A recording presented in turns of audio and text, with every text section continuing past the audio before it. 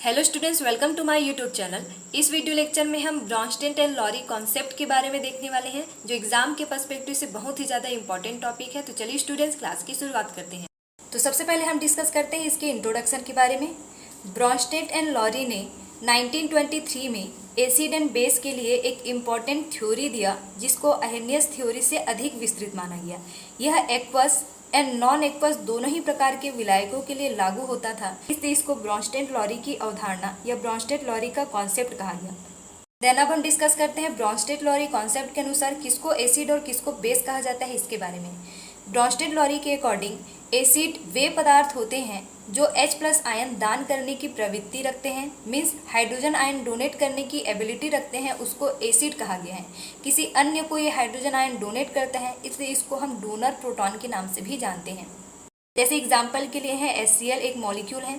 जब ये इसको एक्वस और नॉन एक्वस सॉल्यूशन में डिसॉल्व कराया जाता है, तब ये H+ और Cl- आयन में कन्वर्ट हो जाता है। तो इस तरह से ये क्या करता है, H+ आयन डोनेट करने की कैपेसिटी रखता है, इसलिए इसको एसिड कहा जाता है। देन सेकेंड इज ये है केटाइनिक एसिड। ये मॉलिक्यूलर एसिड था, ये केटाइनिक एसिड है। जब इसको आगे एक्वस और नॉन एक्वस सॉल्यूशन से रिएक्शन कराया जाता है, तब ये H+ और ये केटाइनिक फॉर्म में कन्वर्ट होता है। तो इस तरह से ये H+ आयन में कन्वर्ट हो रहा है, ये H+ आयन डोनेट कर रहा है, इसलिए इसको एसिड कहा गया है। देन अगला है एनाइनिक एसिड। चूंकि इसमें प्लस था, इसलिए इसको केटाइनिक एसिड बोला गया है। इसमें माइनस है, इसलिए इसको एनाइनिक एसिड कहा गया है। जब इस एनाइनिक एसिड को आगे एक्वस नॉन एक्वस सॉल्यूशन में डिसॉल्व कराया जाता है, तब ये भी H+ आयन डोनेट करता है, इसलिए इसको एनाइनिक एसिड कहा जाता है।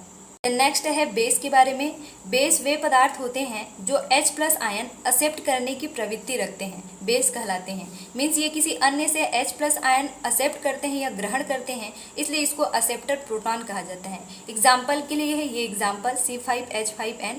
ये क्या करता है, किसी अन्य से ये H+ आयन एक्सेप्ट करता है, इसलिए इसको हम क्या कहते हैं, बेस कहते हैं। तो ये मॉलिक्यूल फॉर्म था। देन अब केटाइनिक फॉर्म है, तो ये केटाइनिक फॉर्म किसी अन्य से H+ आयन एक्सेप्ट करता है, तब ये केटाइनिक एसिड में कन्वर्ट होता है। देन अगला है ये एनाइनिक फॉर्म।